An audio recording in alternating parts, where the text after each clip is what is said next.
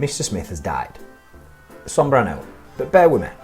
Mr. Smith has 3 sons. Tim, Tom and Dom. Luckily for them, he's left them £200,000 each in his will. The boys decide that the best way to invest his money is to buy property, so they speak with their uncle Bob. Bob's a builder. Bob builds houses, and he says to the boys, "Lads, it's your lucky day. I'm currently building houses, and I'll do them for you at a family discount of £200,000 per house."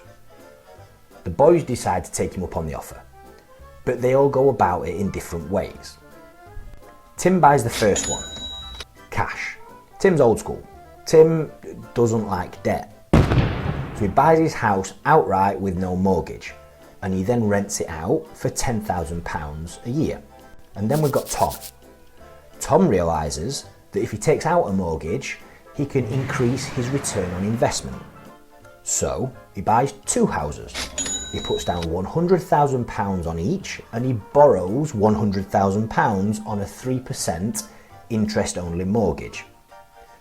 This means he just covers the interest, but he doesn't actually pay off any of the debt.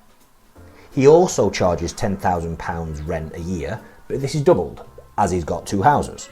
So after taking away the £3,000 per house mortgage payments, he's left with £14,000 a year income.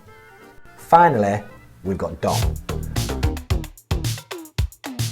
Dom is the youngest, the gutsiest, and some would say the coolest. And he says, "F it, I'm buying 4.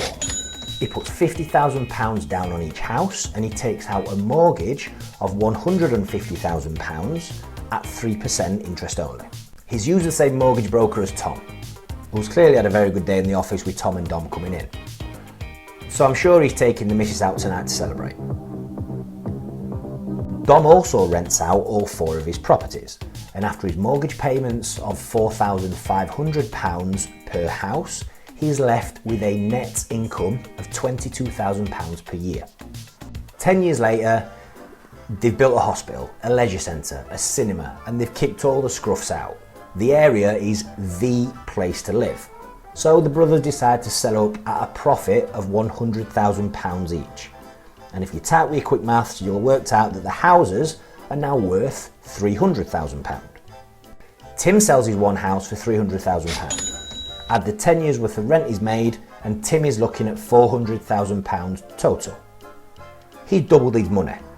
He's chuffed. But then he catches up with Tom. Tim rocks up to Tom looking smug. "I've just sold my house, just the 200 grand profit for me." Tom explains that after selling both of his houses for £300,000, paying off his mortgages and adding the rent he's collected, he's got a total of £540,000. That's an extra £140,000 on top of what Tim took home. Tim's looking pretty mad. Tom's cracking up. But that's until they catch up with Dom down the local boozer. Dom stands at the bar, pretty proud. "I've quadrupled my money," he says. Dom has sold every house for £300,000. After paying off the mortgages, he's left with £600,000.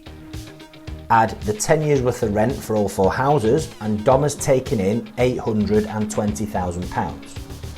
Dom wins, so he stands extra tall at the bar, pats Tim and Tom on the back, and offers to get the next round in.